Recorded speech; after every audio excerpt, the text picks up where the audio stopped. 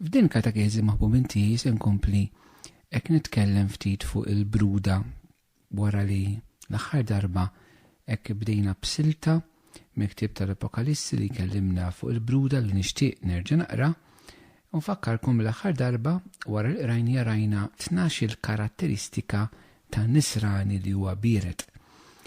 Ħanerġa' naqraw is-silta li bdejna biha ħalli issa tkun daqsxejn bħal ritornell li ifakkarna ftit.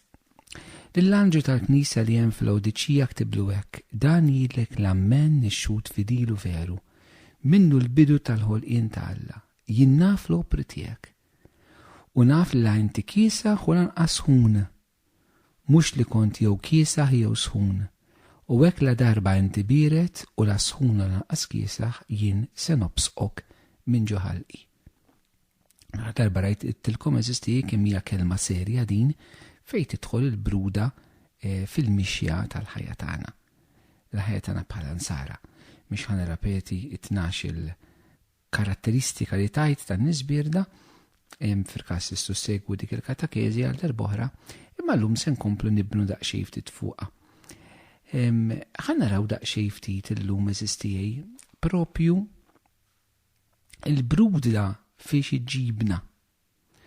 Għaliex hija daqshekk ħażina fl-aħħar mill-aħħar il-bruda. U hemm żewġ raġunijiet partikolari illi nixtieq nenfasizzhom. L-ewwel waħda li l-bruda ta' minna nies li ma nixbħu xejn lil Ġesu. Ġesu eżisti fil-Vanġelu skont San Ġwan, kapitlu 4, vers 34 jgħidilna l-ikel tiegħi u li nagħmel ir-rieda ta' minn batni u li nwassal fit-tmiem l-opra tiegħu. Mela, x'qed jgħidilna fil-kliem ieħor Ġesu f'dan id-diskors mas-Sammaritana din il-bir ta' Sikar. Ġesu qed jgħid illi ir-rieda t'Alla li jagħmel li jrid Alla mela mhux li jkun siqlem u siqlaw, mhux li jagħmel il-minimu, mhux li taf xint every now and then jgħid xi talba, le. Li jagħmel ir-rieda t'Alla il-missier xi jrid minnu huwa l-ikel tiegħu. Issa l-ikel x'inhu? L-ikel huwa dak li bih inti minnu tiddependi biex inti tgħix. L-ikel huwa dak li jagħtik is-saħħa. L-ikel huwa dak li jagħtik il-futur, għax il-futur biex tgħixu trid anke tkun ħaj u biex tħaj tittiekol. L-ikel huwa dak allura li inti minnek il-ħajja tiegħek tiddependi. Ġesu qed jgħidilna li dak li ħajtu kienet tiddependi minna, dak li jagħti sens il-ħajja tiegħu fuq dil-art hija biss li jagħmel ir-rieda tal-missier. Altru illi Ġesu mhux bieret. Ġesu qed jgħidilna ismajna ħajti iddur kontinwament ma' din ir-realtà. Ħajti kontinwament iddur ma' realtà li jiena rrid nagħmel biss dak li l-missier irid minni. Biss. Eżisti u dan huwa dak li anke Ġesu talab minna. Darba minnhom fil-Vanġelu skont San Mattew kapitlu 6 vers 33. Ġesu jgħidilna mela fitxu l-ewwel is-saltna u l-ġustizzja t'Alla. U dan kollu jingħatalkom il-koll. Qed jitkellimna affarijiet materjali li għandna bżonn. Ma jgħidilna fitxu l-ewwel is-saltna u l-ġustizzja t'Alla. Il-persuna li hija birda ma tfittix l-ewwel is-saltna t'Alla. Imma tfittix l-affarijiet tagħha u jekk għandha l-ħin tagħmel l-affarijiet t'Alla. Il-persuna li hija birda m'għandix l-affarijiet t'Alla l-ikel tagħha ma tiddependix minnhom. U allura eżisti aħna ma nsirux bħal Ġesu. Issa aħna bħala nsara mhux biex nagħmlu tajjeb, għaw ħafna nies li jagħmlu tajjeb mhumiex insara. Aħna nsara biex insiru bħal Kristu, biex ngħixu fi Kristu, biex inkunu ma' Kristu, fi Kristu bi Kristu, biex ħajjixna ngħixuha b'dan il-mod. Kif jgħid San Pawl mhux jien ngħix imma Kristu jgħix fija. Kif qalilna Ġesu ixbħu lili. Ġesu huwa l-istandard tagħna bħala nsara. U l-kriterju tagħna. Ħadd u ħadd iktar. U kieku qalbna hija maħtufa mill-imħabba tiegħu. Kieku aħna qaċċana illi aħna verament ikun iċ-ċentru. Kieku nifmu kemm ħabbna. kieku nafu Ġesu minn xi ġbar talina, kieku nħalluh jaħta fil-qalb tagħna, allura kieku rridu li verament dak li jrid minna ikun l-ikel tagħna, ikun il-ħobbs tagħna ta' kuljum.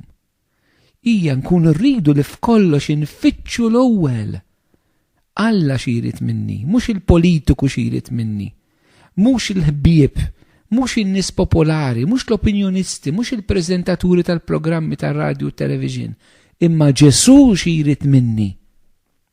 Bħalma Ġesu fittex biss il-missier x'rid minnu, mhux in-nies x'iridu minnu. Meta aħna nkunu bierda, aħna nsiru mhux bħal Ġesu, insiru daqshekk differenti minn Ġesu. Meta aħna bħala nsara, Ġesu huwa l-għan tagħna. Kif jgħidilna San Pietru fl-ewwel ittra tiegħu, aħna rridu nimxu fuq il-passi ta' Sidna Ġesu Kristu. Eżisti. Għan-nisrani Ġesu huwa kollox. Għan-nisrani Ġesu huwa kollox. Imma l-persuna li hija bierda, Ġesu huwa parti minn ħajtek imma mhuwiex ħajtek. Huwa parti minn ħajtek imma mhuwiex ħajtek. U kif nibdew nitkellmu hekk, nibdew ngħidu qed nisseġeraw, qed niffissaw. Eżistijej min jgħid hekk għax huwa bieret, għax għadu mhux qed jgħix tansara radikali. L-eruq tagħna jgħidilna San Pawl iridu jkunu nniżla fi Kristu. Jekk niżżel l-eruq kollox jinżel f'Ġesu. Mela b'mod radikali iridu nimxu warajh biex insiru nixbħuh. It-tieni raġuni tal-bruda għalfejn hija ħażina għaliex tmur kontra il-missjoni ta' Kristu. Ġesu ġi isalvana. Ġesu ġi biex jeħlisna. Meta aħna naqgħu fil-bruda, aħna noħorġu l-barra minn dak li Ġesu kisbinna, minn dak li Ġesu għamel għalina. Mela l-ewwel waħda li ma nkunux nixbħu lilu. It-tieni il-persuntu, it-tieni ħaġa li ma nħallux il-frott ta' salvazzjoni dak li għamelu għalina ma nħalluhx fil-milja tiegħu. Isimgħu Titu xikteb fit-tieni ittra tiegħu li nsibu fit-Testament il-Ġdid kapitlu 2, fl-ittra ta' Titu kapitlu 2 vrus 13-14. Meta jgħidilna hekk, nistennew it-tama ħinja u d-dera tal-glorja tal-Gbiralla u s-Salvatur tagħna Ġesu Kristu. U għal Ġesu li talilu nnifsu għalina biex jifdina minn kull ħażen. U jnaddafna u jagħmel minna poplu magħżul għalih, poplu imħeġġeġ għall-emil it-tajjeb. Qed nisimgħu din. Mhux biss salvana Ġesu ta' lilu nnifsu fuq is-salib għalina għaliex wan jifdina mill-ħażen. 2 inaddafna. 3 jagħmel minna poplu magħżul. 4 poplu imħeġġeġ għall-emil it-tajjeb.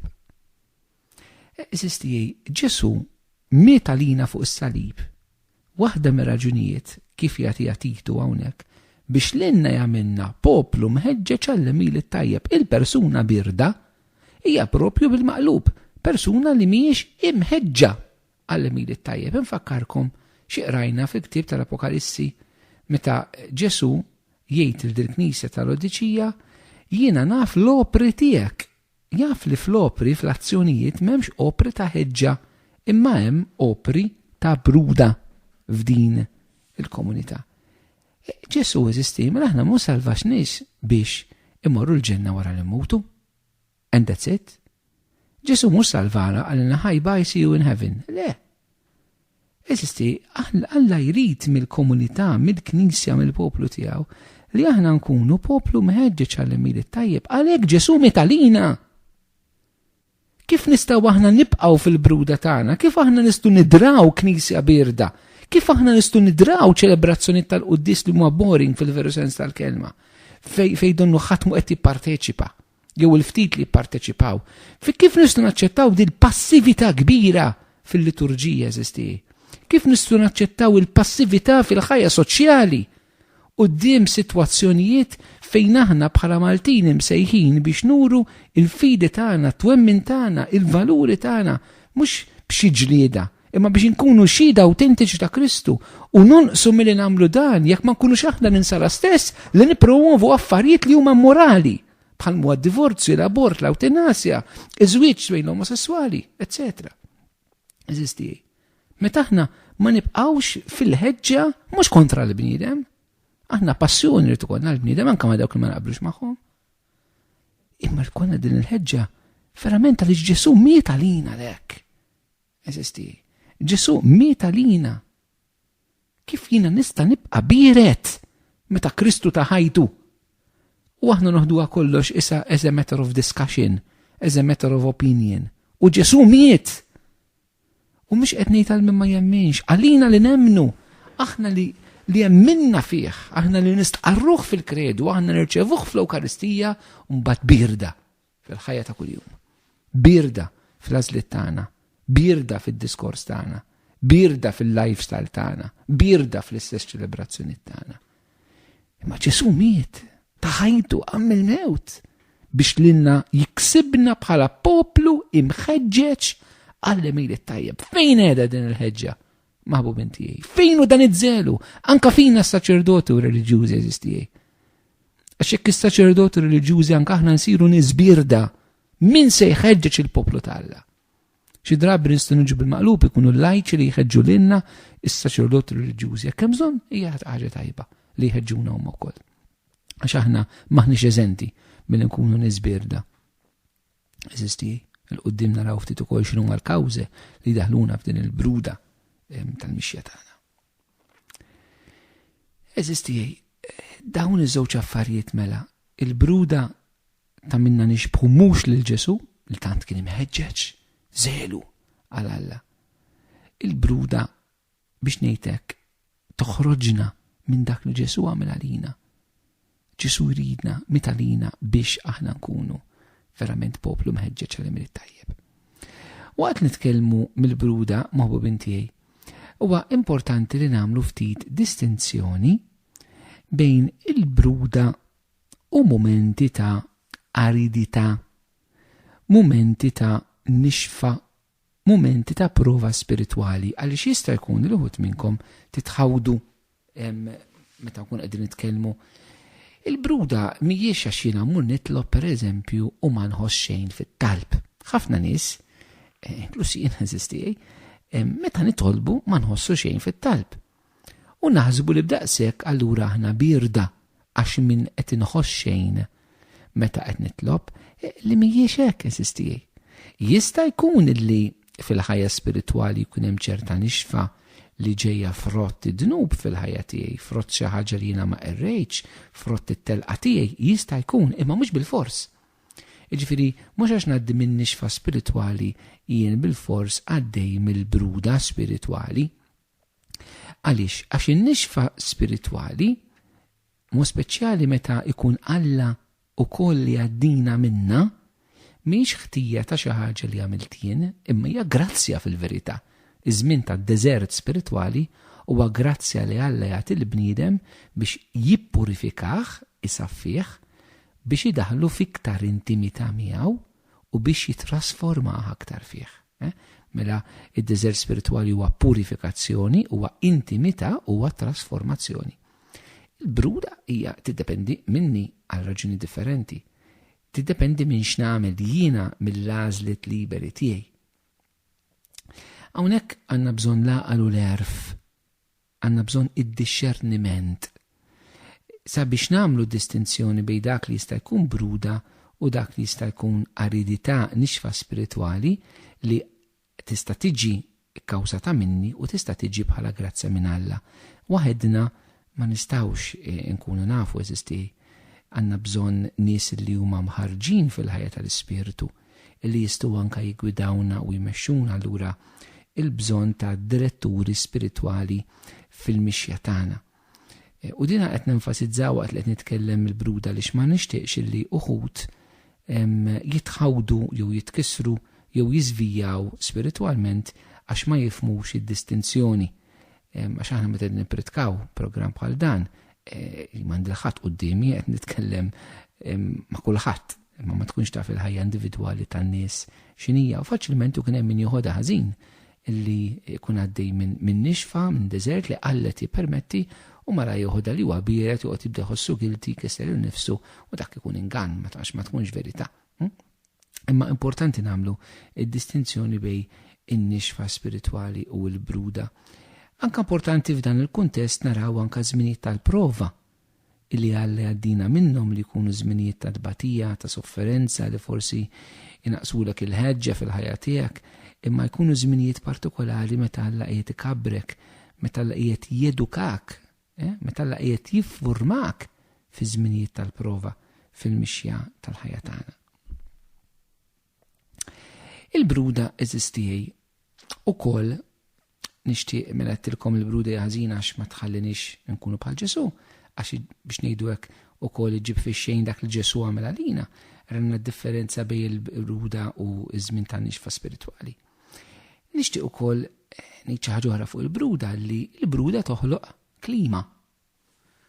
Il-bruda spiritwali toħloq ambjent. Il-bruda spiritwali tiġġenera bruda spiritwali fl-oħrajn. Għax aħna ninfluwenzaw lil xulxin. Persuna birda faċilment isa bħal biex ngħidlek meta jkollok basket frott waħda mħassra illi minn waħda tibda tħassar l-oħrajn. Kemm jiġri neżisti din anke fil-familji tagħna illi fejn fien tibda persuna waħda tibret ir-raġel jew il-mara u mbagħad niddakru nittieħdu minn xulxin. U dina qed ngħidha għaliex irid ikollna dan il-mens ta' responsabilità. Illi jekk jiena nibret fl-affarijiet spiritwali, jiena nista' nwassal lil ħadd ieħor biex jibret mill-affarijiet spiritwali huwa wkoll għandha din l-effett fuq persuni oħrajn.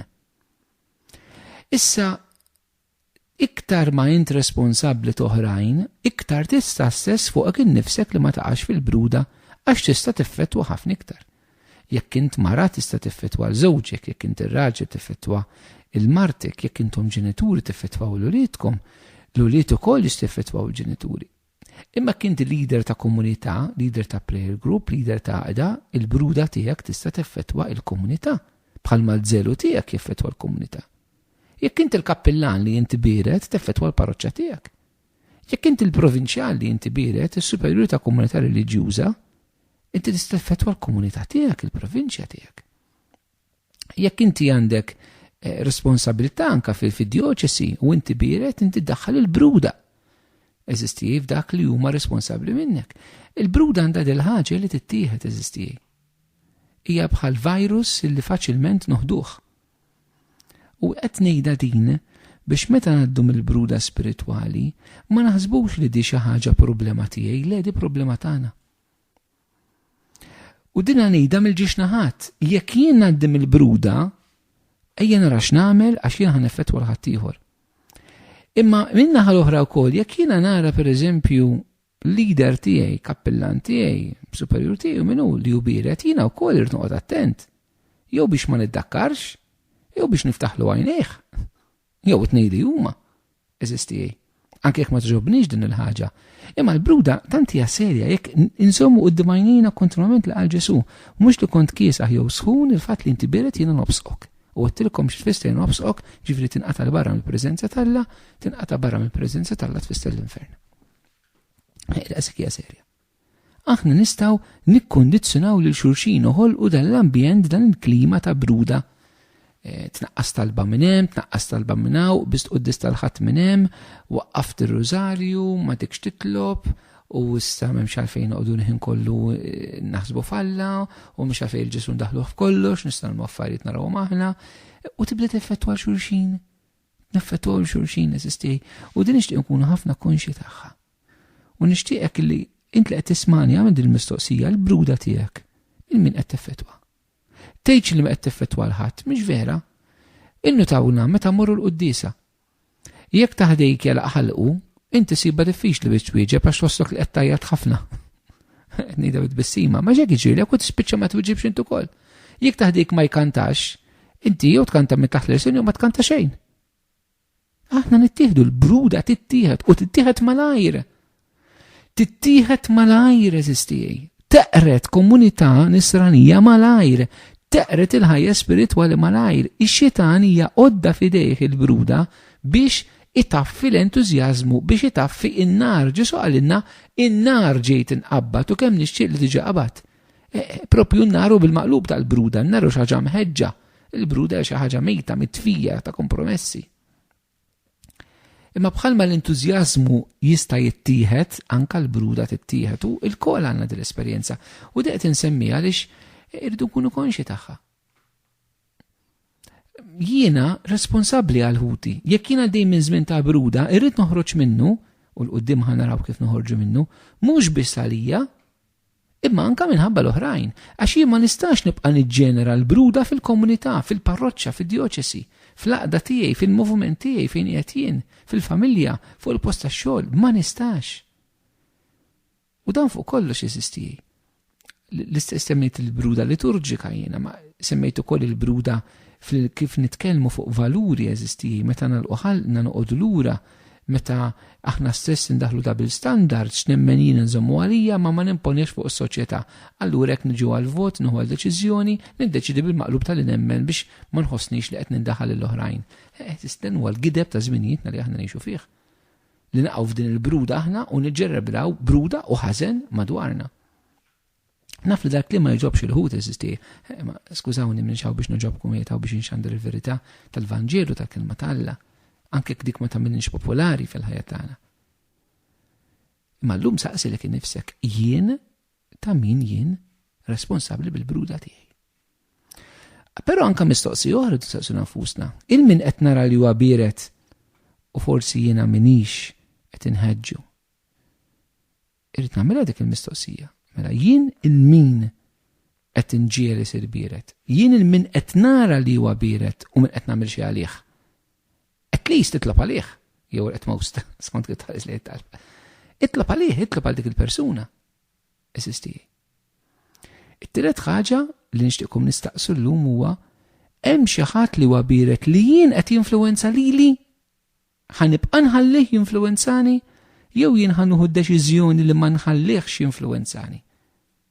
Mela jien lil min qed ninfluwenza, jien il-min qed nara li hu bieret u x'qed kif qed ngħinu, u jien min qed jinfluwenzani u jekk hux ħankompli inħalli min jinfluwenzani bil-bruda tiegħu b'tali mod li qed jibdel lili u jien qed insir bieret jiena wkoll. Irrealizzaw eżisti il-bruda kemm hija xibka wiesa li aħna ndiru nduru magħha ħalli il-qalb tagħna verament tkun kif Ġesu jixtieqha. Qalb taqbad bin-nar. U dan nixtieq għal darb'oħra ngħidu b'ħafna kuraġġ. Minu bieret dan mhux kliem ta' kundanna, huwa kliem biex iġibna f'sensina ħalli joħroġna mill-bruda tagħna ħankunu l-persuni sbieħ li l-mulej Ġesu iridna nkunu fil-mixja tal-ħajja tagħna bħala dixxipli tiegħu fi żminijiet.